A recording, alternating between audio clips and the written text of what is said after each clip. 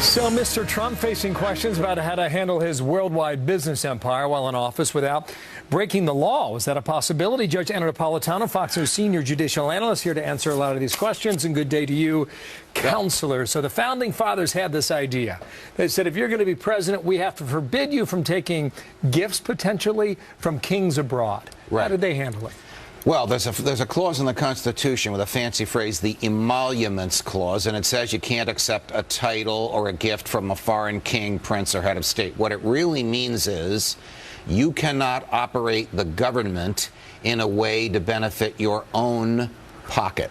Now, we have never had a president of the United States with the wealth and the financial resources of Donald Trump. His financial resources are arguably well implanted in 30 foreign countries, and they're substantial resources. They are typically hotels, resorts, and golf courses. So we start with the basics. Okay. All the laws that prohibit self-dealing and prohibit conflicts of interest for everybody that works for the federal government, from a janitor to a four-star general, cover everyone except the president and the vice president. Really? So none of the laws that govern senators and members of Congress and members of the cabinet pertain to the president or to the vice president. So let me give you an example. So you have a head of state that come to Washington. You're the president. He's staying at your hotel down the street. Is that a conflict of interest on its face? That is not a conflict of interest on its face, because Donald Trump does not personally own the hotel as Donald Trump.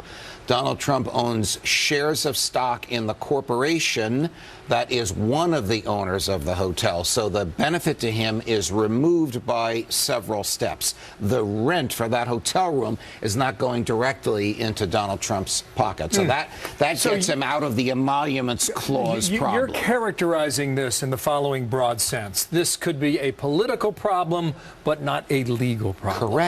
Correct, because legally, he could be on the phone with the president of Brazil talking about a trade deal. I'm just making this up and say, by the way, my kids are trying to build a new Trump Tower in downtown Rio. Can you help them out?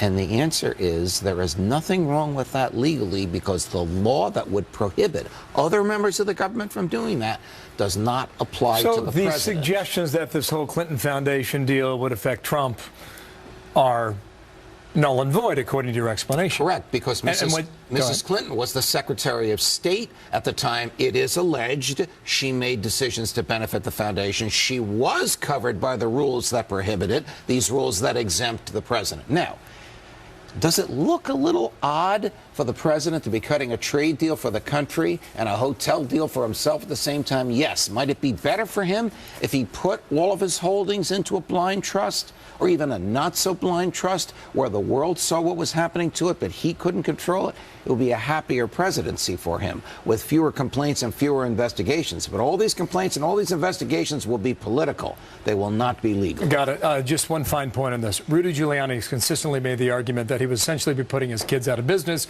if he were to do a lot of what the other side suggests he does with his business dealings. Quickly now, Martha was just talking to General Jack Keane about David Petraeus. Right. If he is nominated to be the Secretary of State, and he's got that background baggage of the Paula Broadwell incident, would that be a problem for his confirmation? Yes, there'd be several problems with the confirmation. At the time of his guilty plea, and I say this as a friend of General Petraeus, full disclosure, and a fan of General Petraeus, but at the time of his guilty plea, he admitted to taking federal government property. That would bar him from holding a federal office. So President Trump would need to pardon General Petraeus before the confirmation hearings began. He can do it with the stroke of a pen. So you nominate him, and you pardon him. You put his name forward, and you say, after I am sworn in, I will pardon him before the confirmation hearing begins. Yes. Yes, that's my advice. Has that ever been done? No, that has never been done. Presidents usually pardon at the end of their term because these pardons are often controversial and they don't want to live with the controversy. But something tells me Donald Trump doesn't care about the controversy. If he wants somebody, he's going to get him in the cabinet. That'd be remarkable. Yes. Thank you, Judge. You're welcome, Bill. See you soon. Anytime. Martha.